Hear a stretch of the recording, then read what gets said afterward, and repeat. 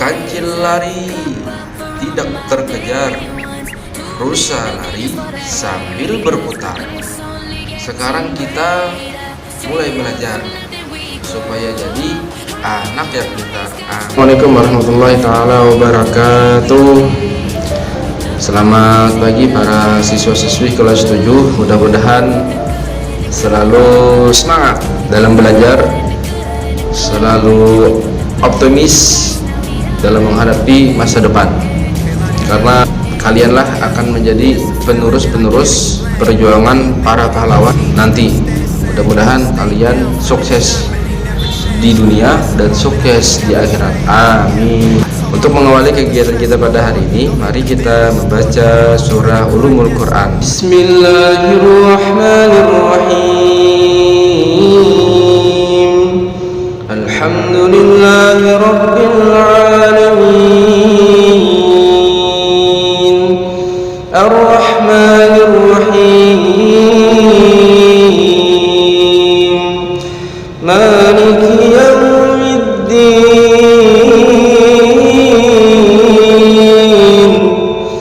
Iyyaka na'budu wa iyyaka nasta'in,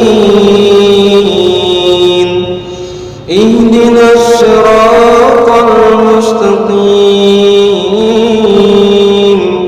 siratal ladzina an'amta 'alaihim ghairil maghdubi 'alaihim waladdallin. Ada nggak di antara kalian belum pernah sama sekali berbicara dengan orang lain?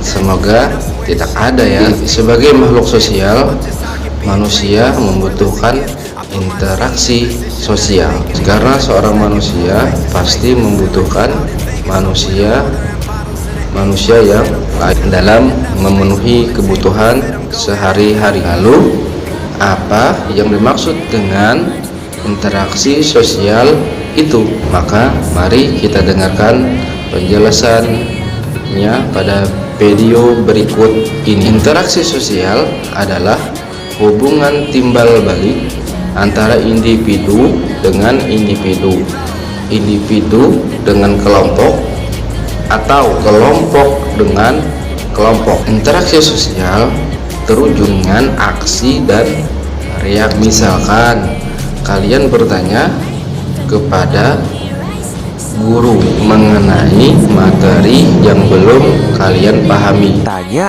ini disebut dengan aksi, dan ketika guru menjawab pertanyaanmu, hal inilah yang dinamakan dengan reaksi. Jadi dalam interaksi sosial ada aksi dan reaksi. Sudah paham ya mengenai pengertian interaksi sosial?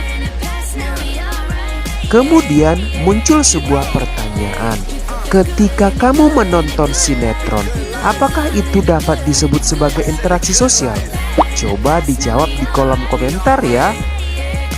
Ayo, supaya sahabat lebih paham mengenai pengertian interaksi sosial, berikut dijelaskan pengertian interaksi sosial menurut para ahli.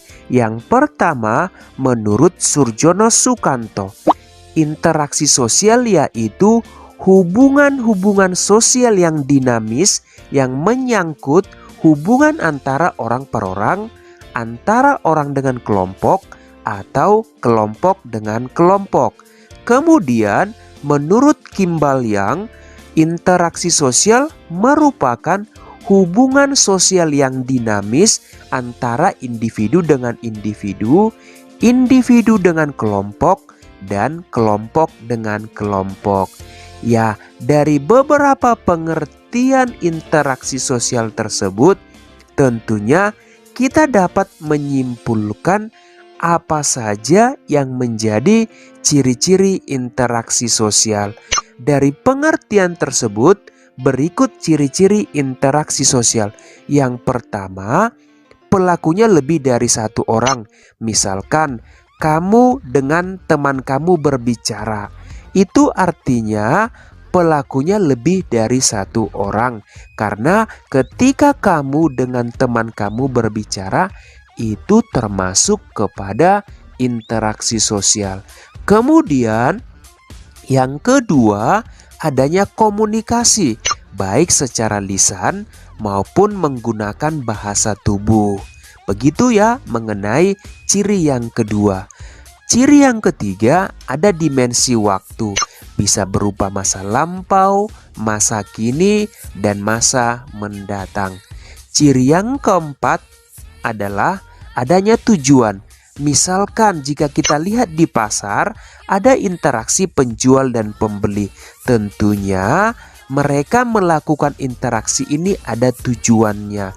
Misalkan penjual memiliki tujuan untuk menawarkan barang hingga terjual kepada pembeli dan berinteraksi.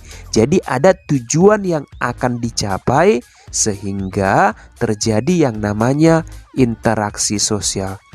Berikut penjelasan mengenai syarat-syarat terjadinya interaksi sosial. Menurut Gilin, interaksi sosial terjadi ketika memenuhi dua syarat. Ingat ya, syaratnya ada dua, yaitu adanya kontak sosial dan komunikasi. Yang pertama, kontak sosial. Pada dasarnya kontak sosial adalah hubungan antara satu pihak dengan pihak yang lain. Hal tersebut merupakan awal terjadinya interaksi sosial di mana masing-masing pihak saling bereaksi meski tidak harus bersentuhan secara fisik. Kontak sosial dibagi atas dua. Yang pertama adalah kontak sosial langsung atau kontak sosial primer, merupakan hubungan timbal balik antara individu atau antar kelompok yang terjadi secara fisik. Misalkan langsung tatap muka atau berbicara dan berjabat tangan. Ini artinya adalah kontak sosial langsung. Kemudian kontak sosial yang kedua adalah kontak sosial tidak langsung. Kontak sosial tidak langsung atau kontak sosial sekunder merupakan hubungan timbal balik antar individu atau antar kelompok melalui perantara seperti komunikasi melalui media seperti telepon, chatting, ataupun menyampaikan pesan lewat orang lain. Begitu ya mengenai kontak sosial. Yang kedua, syarat terjadinya interaksi sosial adalah adanya komunikasi. Jika kontak sosial adalah suatu cara berinteraksi sosial, maka komunikasi adalah suatu proses penyampaian dan penerimaan pesan yang berupa ide dan gagasan dari satu pihak kepada pihak lain agar terjadi upaya saling mempengaruhi antara keduanya. Komunikasi dibagi menjadi dua. Ada komunikasi verbal dan komunikasi nonverbal. Komunikasi verbal yaitu bentuk komunikasi secara lisan maupun tertulis, seperti sahabat kalau berbicara langsung dengan temanmu itu dikatakan dengan komunikasi verbal. Kemudian yang kedua, komunikasi nonverbal merupakan bentuk komunikasi dengan menggunakan simbol-simbol atau gestur tubuh.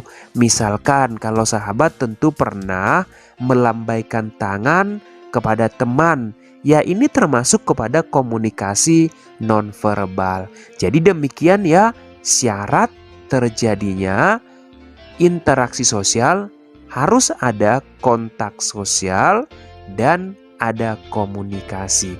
Demikian ya sahabat pembahasan kita mengenai pengertian interaksi sosial, ciri-ciri interaksi sosial, dan syarat terjadinya interaksi sosial. Semoga sahabat bisa memahami penjelasan mengenai interaksi sosial. Sampai di sini pertemuan kita. Sampai jumpa di pertemuan selanjutnya. Maaf, terima kasih atas perhatian kalian. Kita tutup dengan doa kifar dan majelis. Astaghfirullahaladzim, astaghfirullahaladzim, astaghfirullahaladzim. Subhanakallahumma bihamdika asyhadu an la ilaha illa anta astaghfiruka wa atubu ilaik. Assalamualaikum warahmatullahi wabarakatuh.